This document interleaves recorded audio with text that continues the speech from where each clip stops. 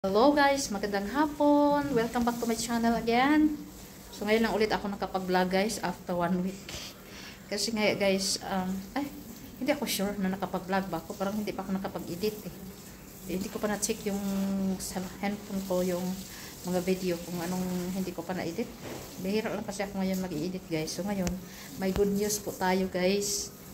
Ang aking good news po ngayon ay regarding po sa aking work. Siyempre, at bago ang lahat, bago ko sabihin sa inyo, pakita ko muna sa inyo yung picture ko. Yung bagong gawa itong buhok ko. Nakita nyo naman siguro sa Facebook. Pag, ganun yun, pag, wala pa kasi ako ligo ngayong araw. First time in my life ako nakapag-highlight, guys. Nagpa-highlight ako, guys.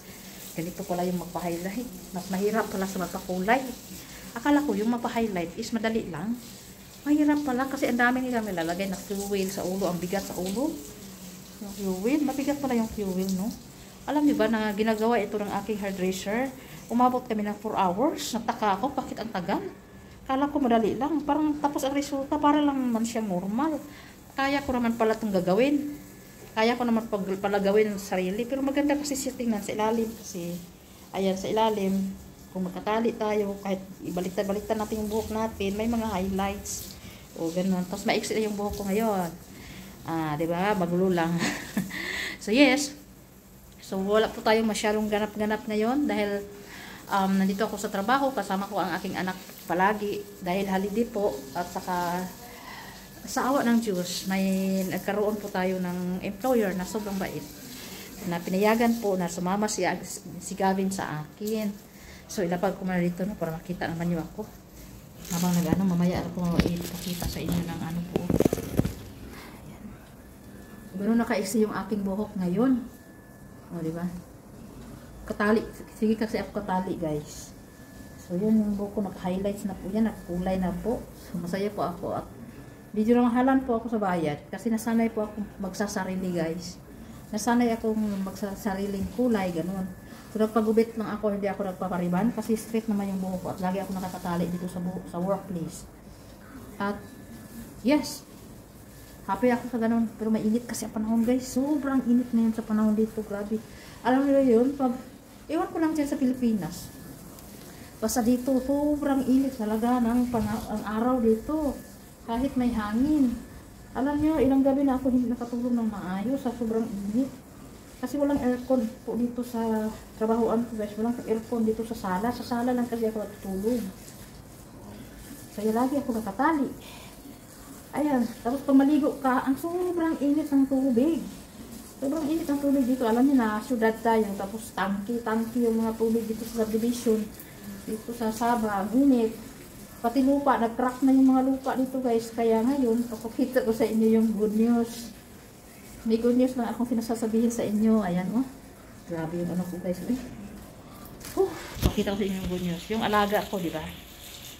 Di ba yung alaga ko is a cancer. May cancer po siya na stage 4. Ngayon, stage 4 cancer po siya. Tapos, wala pa naman update about sa cancer niya. Pero, makikita mo siya na after few months na hindi ko siya pinapayagan na maglabas-labas kasi mahina po talaga siya, guys. Mahina siya ng these few months dahil hindi pala siya nakakatulog nung hindi pa ako nagstay in. Lagi siya nakaupo kasi umiihi siya. Ayaw niya magsuot dati ng ayaw niya magsuot dati ng diaper. So since na found out po siya na may cancer, nag-diaper na po siya ngayon. At saka mahina siya nung kahalabas lang niya sa ospital. Kaya nag-stay in po ako. So timing naman na school holidays dito sa Malaysia. So kaya kasama ko si Gavin palagi nandito sa loob. Nanonood ng handphone lagi. Nakahiga lang lagi. And kaya kulang lang talaga si Gavin sa outdoor activity, guys. Kasi gusto ko siyang ilabas dito. Kagaya niyan, oh. So yan po ang good news natin, guys. Ang aking alaga na si Lulu, guys. Masigla ulit. Kahit may cancer po siya, guys. Ayan po. Nagdidilig na po siya ng kasi namamatay na po yung mga niya. Hindi ko kasi dinidiligan kasi hindi niya ako pinapayagan since na bumalik kami dito sa bahay galing hospital. Hindi ko nadiligan ito. Kaya mabilis lang ito mamatay itong mga gabi-gabi na to eh. Kaya yung namatay na yung mga ano niya. So hindi ko pinapayagan si Gavin maglaro dito sa labas. Kasi yung daan maliit lang. Siksikan yung mga housing dito. Daming sasakyan. At ang init din talaga ng araw. Kaya hindi safety po talaga na maglalaro po si Gavin sa labas. Kaya dito lang siya sa loob ng bahay ni Lolo. So ngayon si Lolo guys, ayan po yung good news natin. Masigla na po siya. At nakakatulong na po siya ng maayos. Di balik ako ang puyat. Basta sinasahuran naman ako. Pero masaya po ako kasi hahaba pa po yung buhay ni Lolo. At saka syempre may trabaho po ako na mas malaki ang sahod. So okay na yun na masaya ako na masigla siya ulit. Ayan, nagdidilig po siya ng garden niya na matagal na pabayaan. Kasi nag-crack po talaga itong ano kahapon. Kahapon lang to na start eh. Na dinidiligan, nag-crack po talaga yung ano, yung lupa. Ayan, ewan ko kung nakita nyo. Nag-crack talaga yan. Ayan o. Nadiligan na siya. Ayan. Sana all nadiligan. Tayo nito, walang dilig-dilig. Yan. Kailangan talaga ng maraming tubig kasi sobrang tuyo. Di ba nasabi ko naman sa inyo dati, dito ako dati nagbabantay ng matanda sa kabila. Namatay na yung alaga ko dyan. Kaya dito ako ulit. Nasabi ko na yan sa inyo guys ha. So I'm so happy, thank you Lord na medyo masigla siya guys. Pero yun nga lang, hindi din natin malalaman kung hanggang kailan ang buhay. Lalo na na-finding talaga siya na may cancer. So hindi natin hawak ang buhay. Si God lang talaga ang may alam. Pero pag kunin na siya ni God guys, wala na tayong magagawa na. Hanap na naman tayo ng ibang pasyente. Pero habang buhay pa si Lolo, ayan, tiis-tiis muna tayo sa puyat-puyat kakapalit ng diaper niya. Ang importante may work tayo at may sahod. Kasi hindi pwedeng mag-stay sa bahay ngayon guys. Ang hirap pag walang trabaho dito. Lahat mahal na talaga, sobrang mahal na talaga. Nako, mahirap talaga ang buhay ngayon. Kaya laban lang talaga.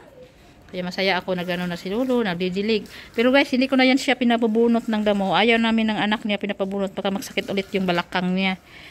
So, pinapayagan namin siya maglabas para magdilig lang. Magdilig lang ng mga ano dyan sa lupa para hindi na mag-crack. So, diba? So, thank you Lord. Haba ang buhay ni Lolo Lord. Dito pa rin ako guys. 1 year plus na po ako dito. 1 year and 2 months na po ako nag-alaga kay Lolo. Sa awa ng Diyos. Pa rin, dito na ako tumataba, dito na ako tumatanda. O diba? Ang importante guys, kasama ko si Lolo at siyempre inaalagaan ko siya, nakasamahan ko siya. Kahit sobrang boring ang buhay dito, kahit sobrang boring bilang caregiver, sobrang boring talaga. So, i-check muna natin si Gavin dito sa loob. Pagkita ko sa inyo. So, ayan po ang aking bossing guys. So, diyan po kami natutulog. Yung airbed lang po yung ginagamit namin, airbed. Kasi para madali lang po siya buhatin, magaan lang siya buhatin para itumba ko siya dito pag off day ako or pag wala si Gavin dito. Kasi pag nandito si Gavin, ayan, 24 hours po yan nakalapag dyan. Kasi dyan po siya maghiga, magpahinga, manood ng movie, ganyan. So kumbaga, itong buong sala, kami lang nakagalaw-galaw dito. Ayan, dyan lang si Gavin. Hello Gab! Hi Gab! Nawala siya, wala na, hindi na pinapansin tayo guys. So yun, hindi pa rin tapos si Lolo nagdilig ng halaman guys. Sana lang talaga lagi nadidiligan kasi minsan iniikot niya yun ng mga ilang bisis hanggang mabasang-basa na yung hanggang yung maging putek na yun sa paa niya yung ano, yung alikabok, yung lupa. Pero hintayin ko lang siya dito hanggang matapos siya magdilig. Tapos pagkatapos niya magdilig niyan, pasok na yan siya sa loob, maligo na yan siya, ready ko na siya para maligo. So, bibihisan ko rin siya. Bibihisan ko siya. Huhubaran ko siya. Ganon yung trabaho. Ganon yung trabaho ko sa kanya. Huhubaran ko siya. Tapos, bibihisan ko siya. Maligo siya. Siya lang ang maligo. Dati, nung kakalabas siya ng ospital, ako lahat. Ako lahat. Pero ngayon, dahil medyo masigla na siya, kaya na niyang maligo mag-isa. Kaya na niyang magpupo mag-isa. Basta ang trabaho ko lang, hubaran ko siya. Papalitan ko siya ng damit. Kasi, hindi na siya makayuko masyado. Hindi na siya makaabot sa paan niya. So, kailangan siya ng assistant. So, ganun. So, I'm so thankful talaga. So, bakit ko ito sinishare? Kasi it's a part of my life dito sa Sabah as a caregiver, as a mother, as a tendera. So, ito yung buhay ko dito, guys. Hindi po madali. Hindi po ako senyorita dito. Naghahanap buhay po ako dito, guys. hindi po ganun kadali ang buhay. So, hindi po yung tunganga ka lang sa bahay, walang ginagawa, maghintay ng rasyon. Hindi pwede yun. Hindi pwede sa akin yun. Sanay tayo maghanap ng pera, kaya work tayo habang may ano. Kasi this is the best work I ever had here in Sabah. Masasabi ko talaga na napakaswerte ko dito. Dahil po, maliban sa mataas ang aking sahod, nasa maximum po tayo ng sahod guys. Binago po ni madam yung aking sahod. From minimum, naging maximum na po. So I'm so thankful. Kahit hindi naman po ito pang habang buhay na trabaho, kahit short term lang po ito kasi nagdepende lang po ito sa buhay ng pasyente. Since talaga nalaman ni madam na may cancer yung papa niya, ayun, nagkiusap siya sa akin na kung papayag ba daw ako mag-overnight dito, mag-stay in ako dito, tapos yun, hindi ako nag-demand kung magkano ang sahod, hindi ko sinabi sa kanya. Oo lang ako, okay ako na madam, sabi ko, ako na madam. Wala naman akong, ayaw ko naman din iwanan si Lolo, di porkit may cancer siya, iwanan ko na ko, isang part ng my job, until his last breath, ako na magbantay. Pero hindi kami nag-uusap about sa sahod. Nagulat na lang ako guys, kasi ang akala ko talaga guys, bibigyan lang niya ako ng, increasean lang niya ng konti. Tapos, nagulat lang ako na tinaasan talaga niya yung sahod ko per day. Nung binigyan niya ako ng sahod, kasi weekly niya akong binabayaran. Weekly niya yung binibigay yung sahod ko. So, nagulat ako na umabot sa maximum yung aking sahod. So, I'm so thankful for that. Kasi, timing din na kailangan ko talaga ang pera. Kasi, hindi po lahat ng boss na binabayaran ka ng tama. Nagdepende po yun sa sitwasyon at nagdepende sa trabaho. So, sa trabaho ko napakagaan. More on tulog ako ngayon dito. Kaya papansin nyo, kagigising ko lang. Walang hilamos. Kagigising lang yan. Tapos nagligpit lang ako ng sinampay ko. Ganun. Tapos pinalabas ko na si Lolo dito. Parang nagpapalabas ako ng aso na pinapupo. Ganun lang. Tapos mamaya, mag-uwi na yung anak niya. Siya lang yung magluluto ng ulam. So kanin ang lulutuin ko. So that's it. So I'm so happy. So thank you so much Lord. Kasi sana hahaba pa yung buhay ni Lolo hanggang makaipon po ako ng malaki-laki guys. Kasi mahirap po maghanap talaga ng trabaho dito na malaki ang sahod. At saka mahirap po talaga maghanap ng boss na mabait. At saka pasyente na madaling alagaan. Mahirap po talaga. Swerte-swerte na lang po talaga. Kagaya nito sa akin, matatawag na private ito. Private patient ko. Kasi wala naman tayo sa homestay, sa home of age. Wala naman tayo doon. Dito lang tayo sa bahay mismo ng ating alaga. So, private po yun ang tawag namin dito. So, swerte-swerte lang. Libre ka na lahat. Pati shampoo mo, sila na bumibili. Ano lang, ang gagawin mo lang, ikaw lang. Yung presensya mo lang talaga yung kailangan dito. Tapos, yan. I'm so thankful talaga. Sana hahaba pa talaga yung buhay ni Lolo. Sana hahaba pa yung buhay niya. Tapos, hanggang makaipon ako ng pera, guys. Kasi sa pagkakaroon, ay nako, ang hirap pagtagalog. Sa pagkakaroon, konti ka lang talaga yung ipon ko kasi lagi nababawasan. So, hanggang dito na lang muna. So, I hope you enjoy my story. So, kwento-kwento ng ating buhay dito. Buhay, nanay, tindera, caregiver, etc. Lahat na. So, don't forget to like and subscribe my channel, Grace Houston Vlog.